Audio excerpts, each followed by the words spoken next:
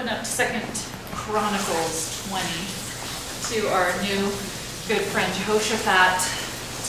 Last night we talked about just the simple idea that to know God, we need to humble ourselves to believe God. We talked about Jesus praying to the Father and praising Him for revealing the deep things to infants and not to the intellectuals.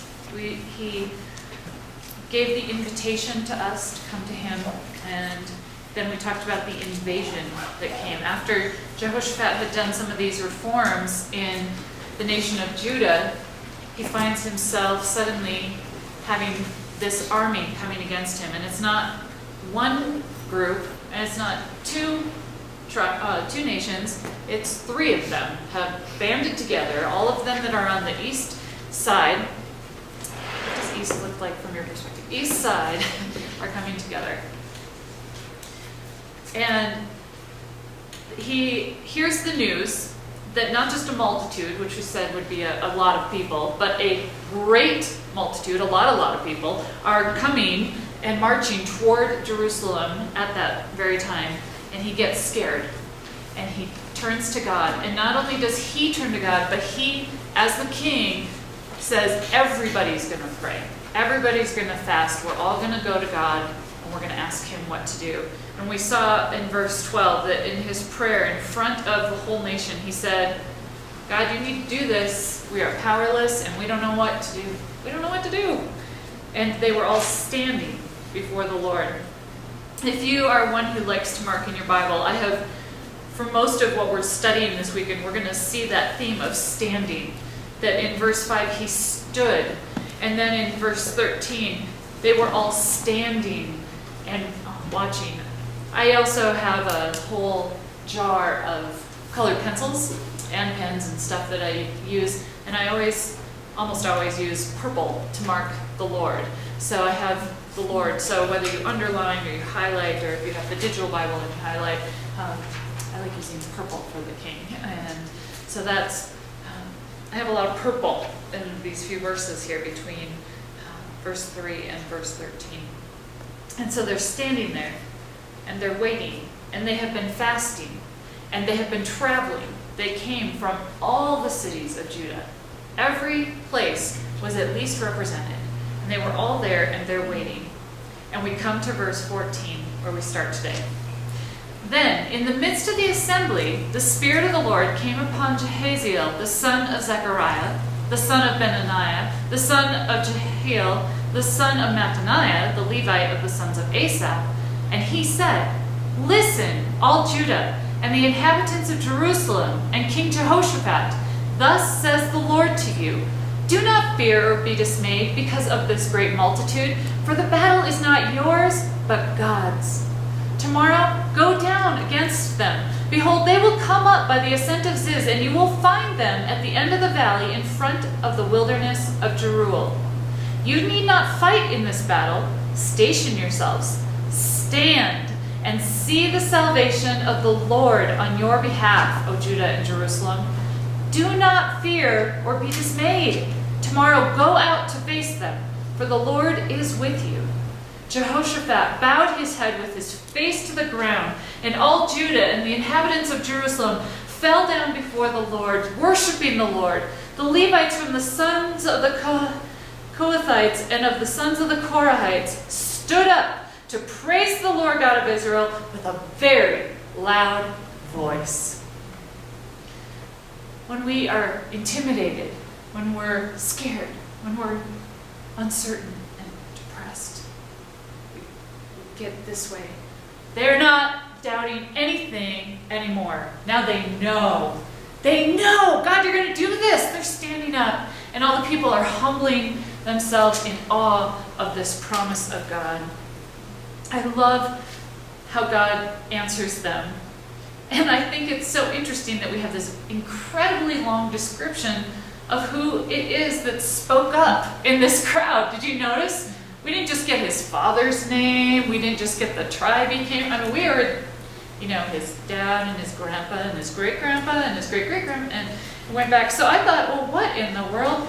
First of all, he was in the midst of the assembly. So I imagine that he wasn't one of those Levites that was sort of off to the side or maybe near the king. He was probably right in the crowd. And you can almost see that he starts speaking. The Spirit comes on him, and people had to turn around. Who is that? And they had to listen into what he was saying. And his name, Jehaziel, means God sees. God sees. I see you. I know that you need me. I'm aware. I see you. And then Zechariah was defined as a common name of many people in the Old Testament.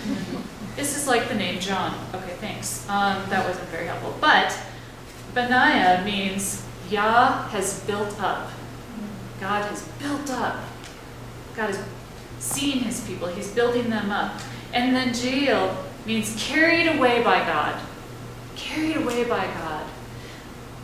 So now we're being reminded that, oh yeah, he's the God who has brought us this far. We didn't do it on our own. Carried away by God. And then Mattaniah is like our name Matthew or Matt, gift of God. Gift of God. And then we hear that he's a Levite, which we know they were the ones set aside to be the priests and the servants of God. And then Asaph means the gatherer. And of course they had all been gathered together. Excuse me. So we have this litany of who he is, and I'm sure if we were to really, really go deep into this, we could figure out who this gentleman was all the way back to Levi, if we were so aspiring to do that. But I think what I see here are a few things. Not only is the significance of these names, saying, I see you, I've got you, I'm carrying you, I'm here with you. I haven't forgotten you. I'm gathering you. You're mine.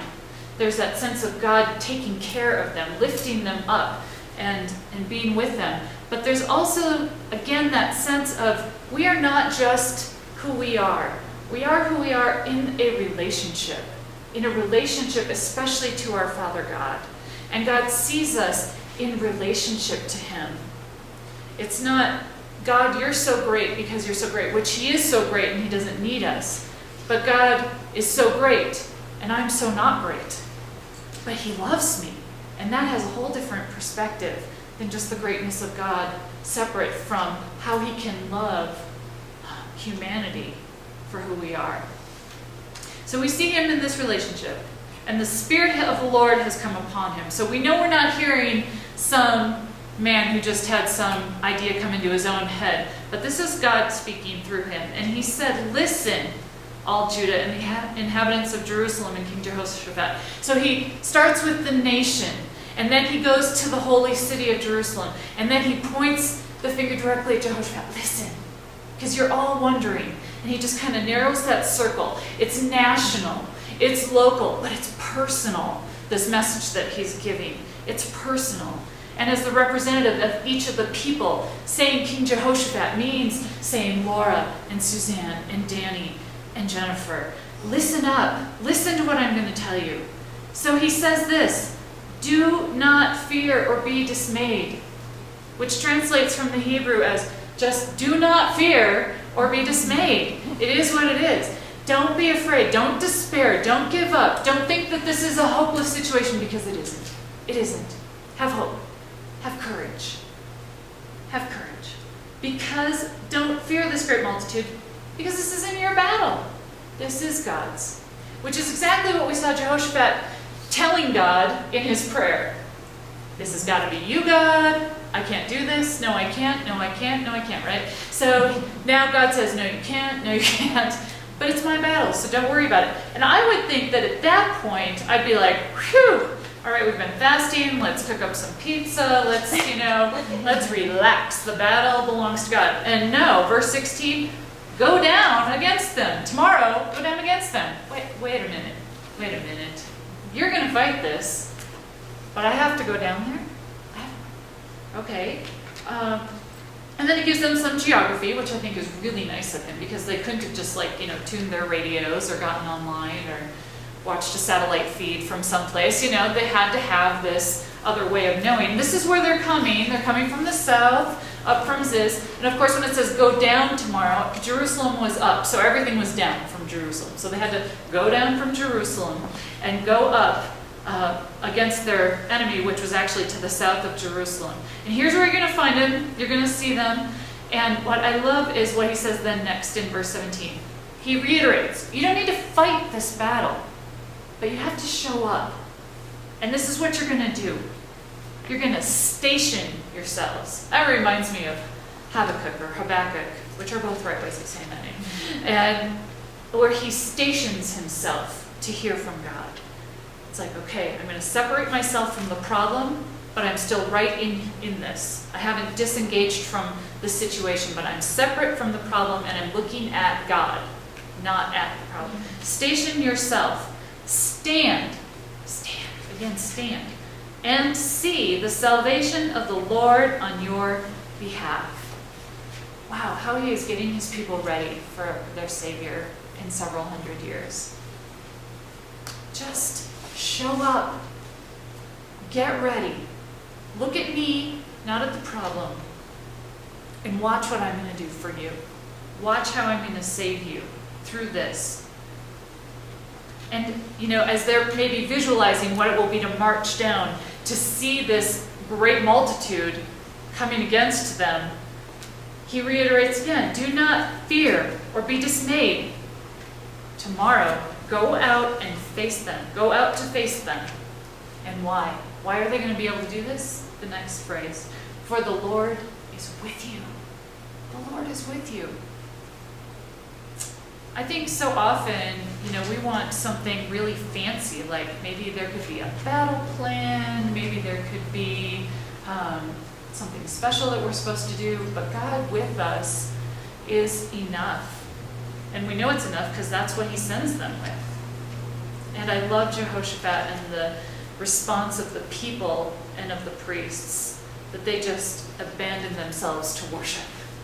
Abandon themselves. I mean, you can imagine they've been collectively holding their breath, saying, what are we going to do? Oh, God's got us. God has got us. And we know when we've heard God speak to us and say, I've got this for you. We know that place where we can just say, okay, I can't disengage. I can't just stay home and relax. I've got to still walk through this with him. But he has got me in all of this. And we just come to that place where we can praise him. So to know God is going to mean they're going to have to obey God. They're going to have to obey God. And they're going to have to go into battle. We see here that faith is not just a response to God. It's not just a reaction in our circumstances, but it is an active relationship with our God.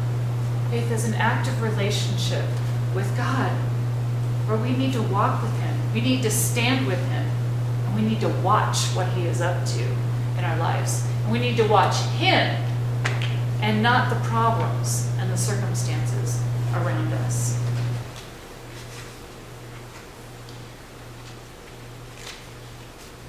We go into this next section.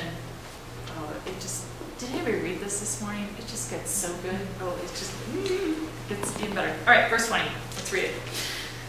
They rose early in the morning and went out to the wilderness of Tekoa. And when they went out, Jehoshaphat stood and said, listen to me, O Judah, and inhabitants of Jerusalem. Put your trust in the Lord your God, and you will be established. Put your trust in his prophets and succeed. When he had consulted with the people, he appointed those who sang to the Lord and those who praised him in holy attire as they went out before the army and said, give thanks to the Lord, for his loving kindness is everlasting.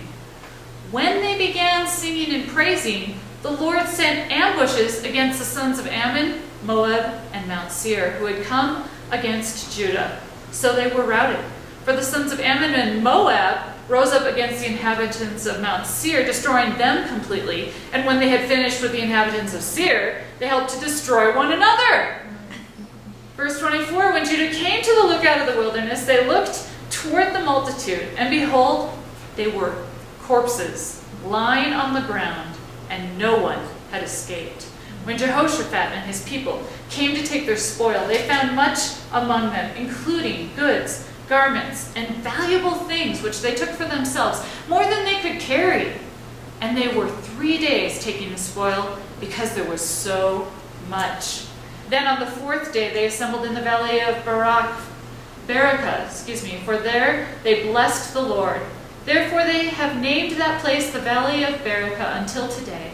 Every man of Judah and Jerusalem returned with Jehoshaphat at their head, returning to Jerusalem with joy, for the Lord had made them to rejoice over their enemies. They came to Jerusalem with harps, lyres, and trumpets to the house of the Lord, and the dread of God was in all the kingdoms of the lands when they heard that the Lord had fought against the enemies of Israel. So the kingdom of Jehoshaphat was at peace, for his God gave him rest on all sides. Gave him rest on all sides. Let's talk through this. Isn't this good stuff? It's so good. I just love this. So they rose early in the morning. This immediately makes me think of Abraham. Back in Genesis 22, God gives this very strange instruction to Abraham that we're very familiar with, to go and, sacrifice his one and only son that's supposed to be the one that the whole world is going to be blessed through.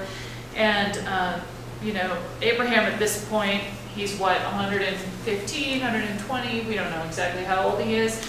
But we know that Isaac was probably a young man at this point.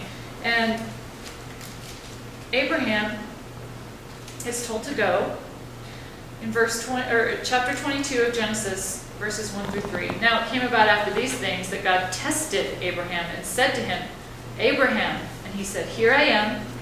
And he said, Now take your son, your only son whom you love, Isaac, and go to the land of Moriah and offer him there as a burnt offering on one of the mountains of which I will tell you. Verse 3.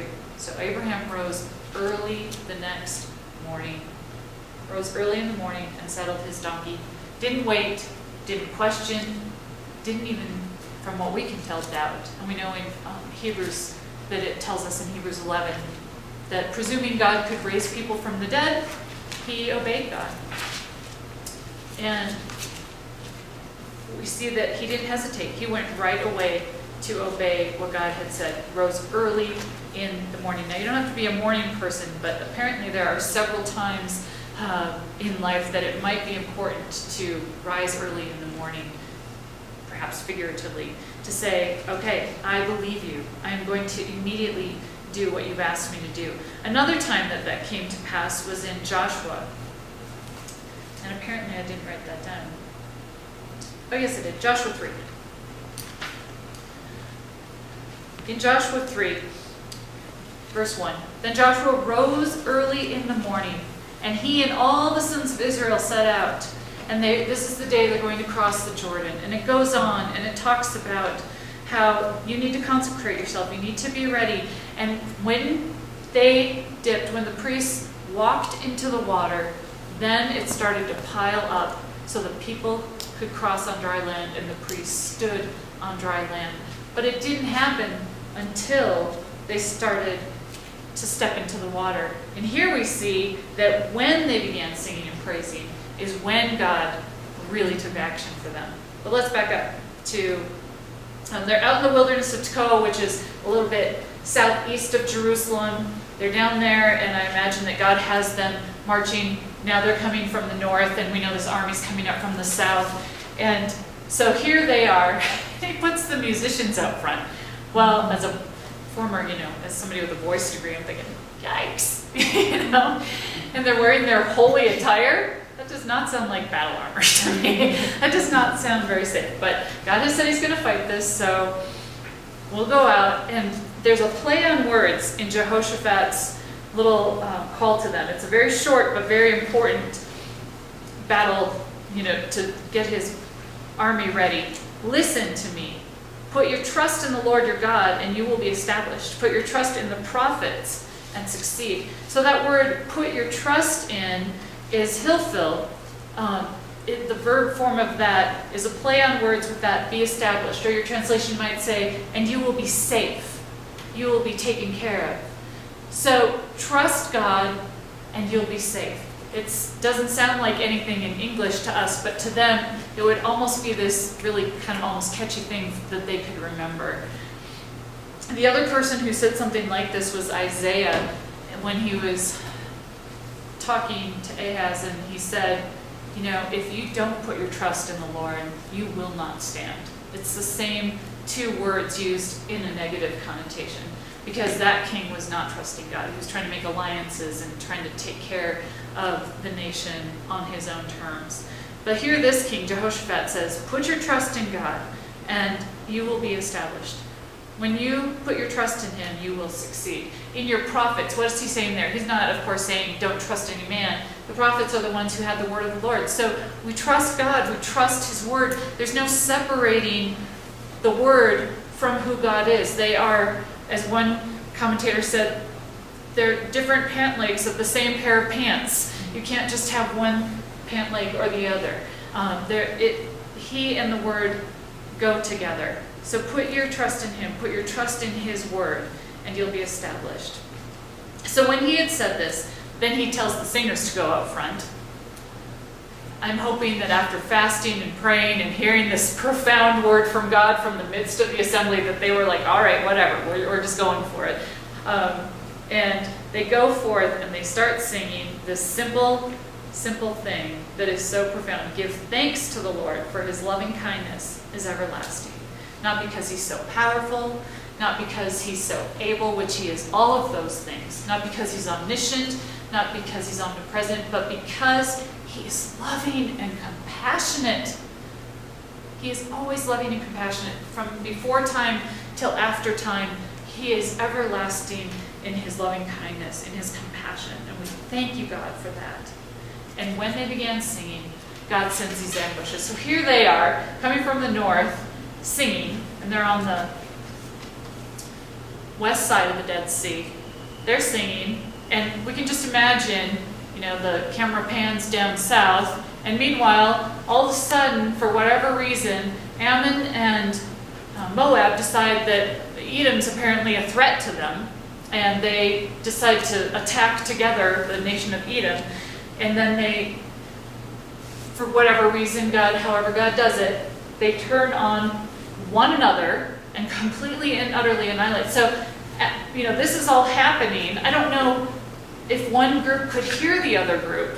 I don't know how the acoustics would have worked. I'm guessing they probably could, that one is happening over here and one is happening here. And the Israelites are going through, and they get to the lookout point, and it's all done.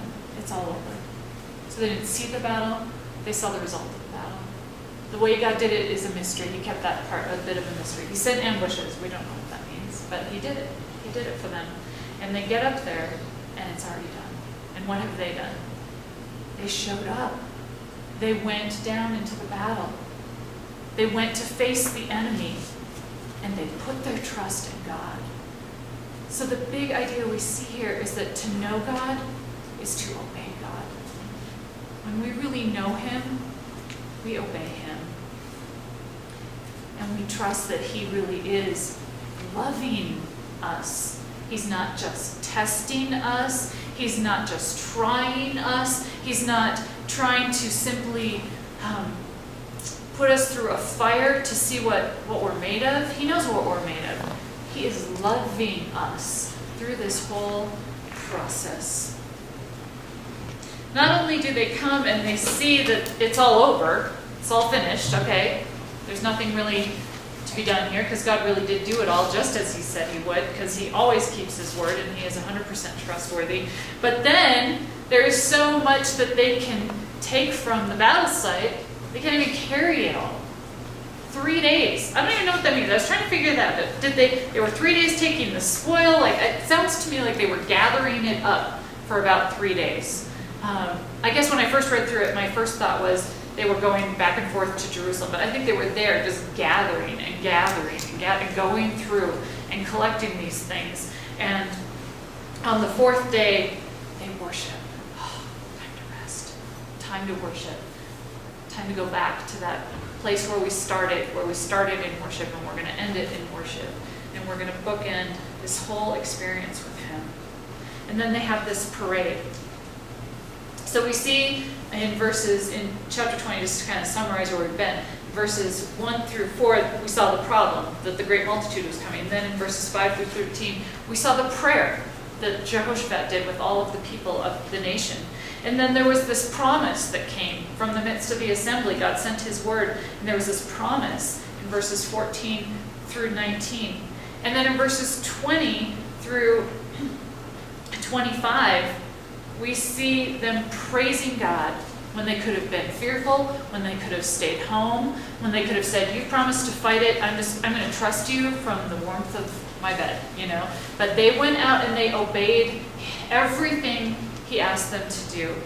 And then now we see there was praise, and then there is a parade.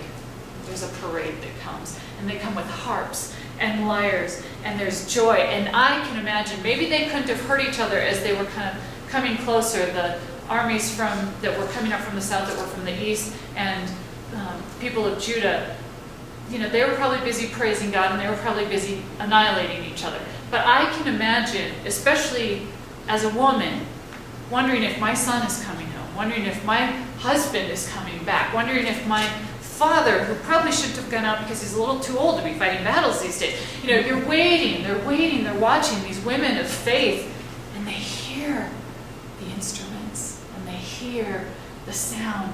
And you can imagine that somebody sees and goes, "They are loaded down with stuff." I can only imagine the children running out to help their fathers and their brothers to carry everything back in. And they come in, and they all praise God through this wonderful parade. And then everybody hears about it. Everybody around them hears what happened. And there's really no explanation except God. That's the only explanation. How did these little puny Hebrew people win a battle against these other armies? God. That's it. And it's enough, because then God gives them rest. Rest. Which Jesus promised, which God promised to the Israelites even before they came into the land.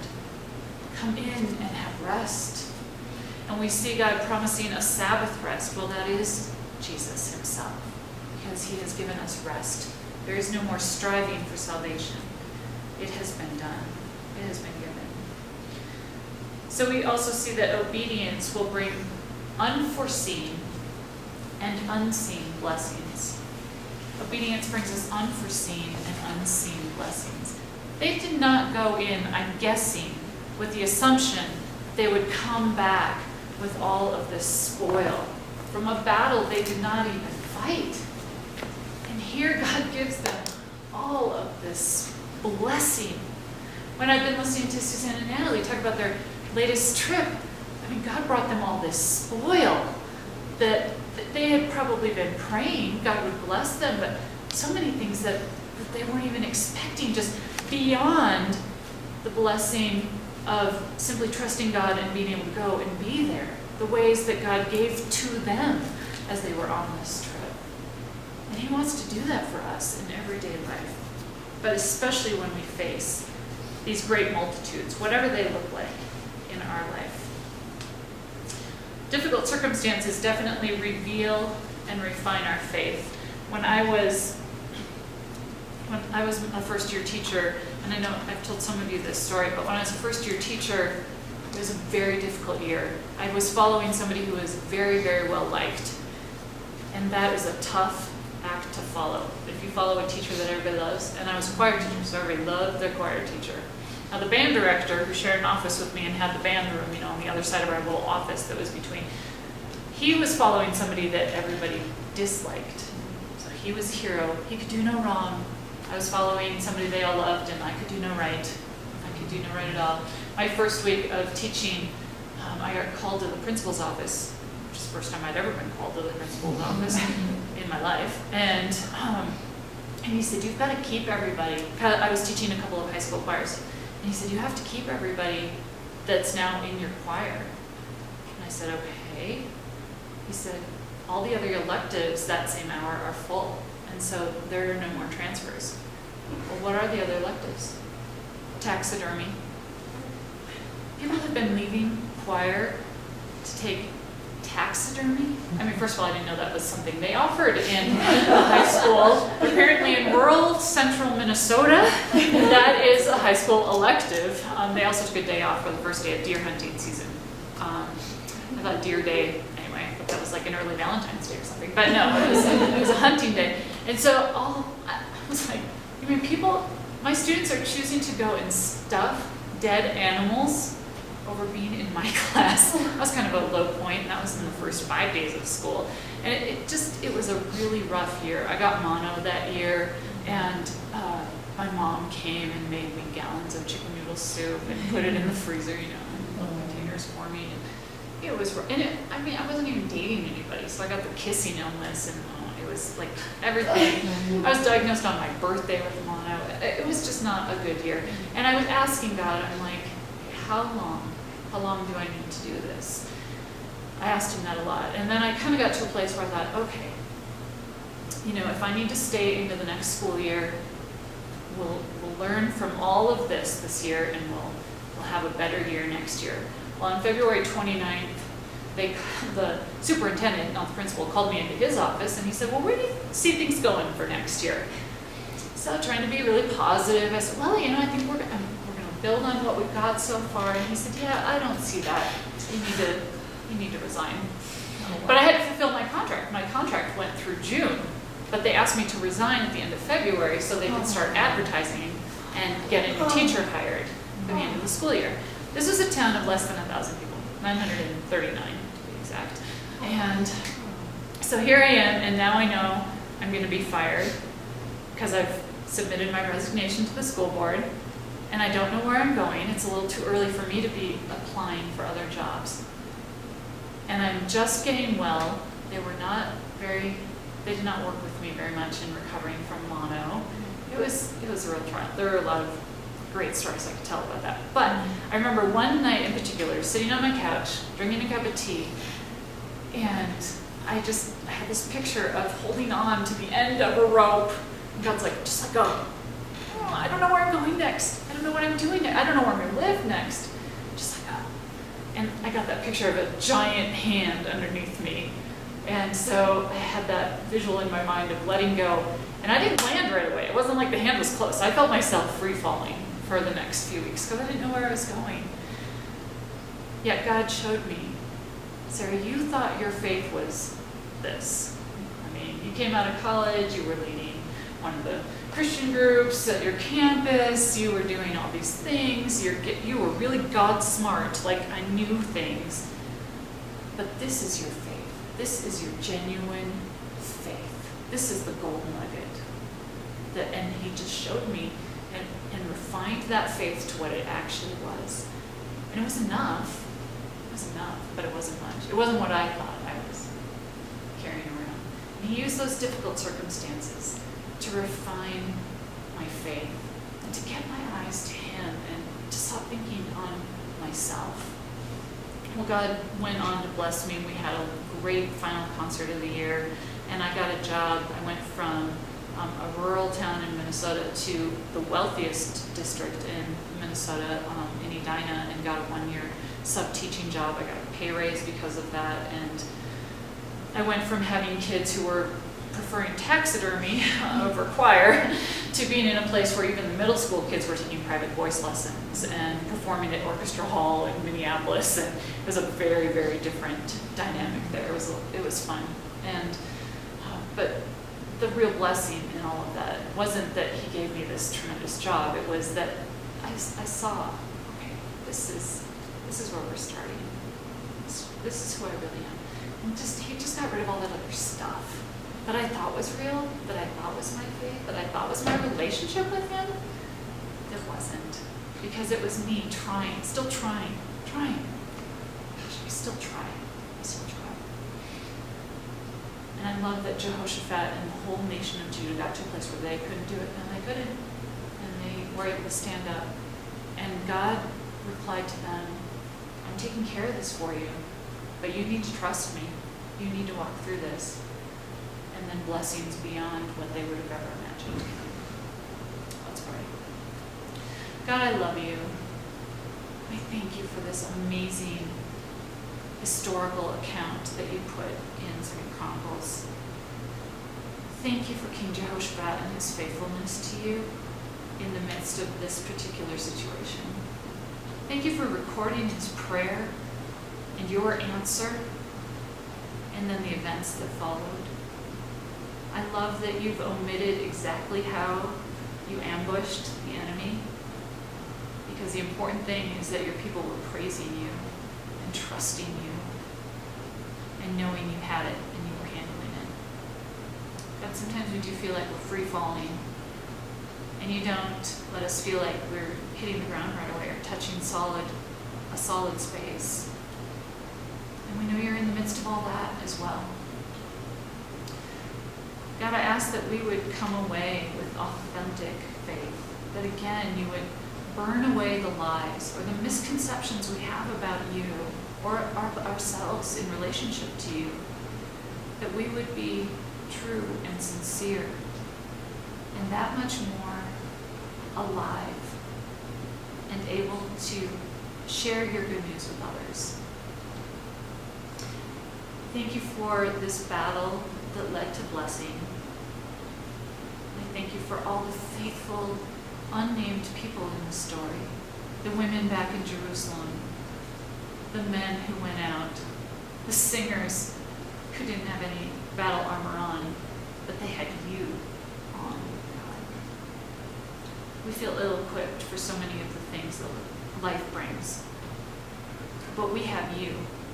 Do not be fearful or dismayed, and go, because the Lord goes with you. And we remember this promise. In your name.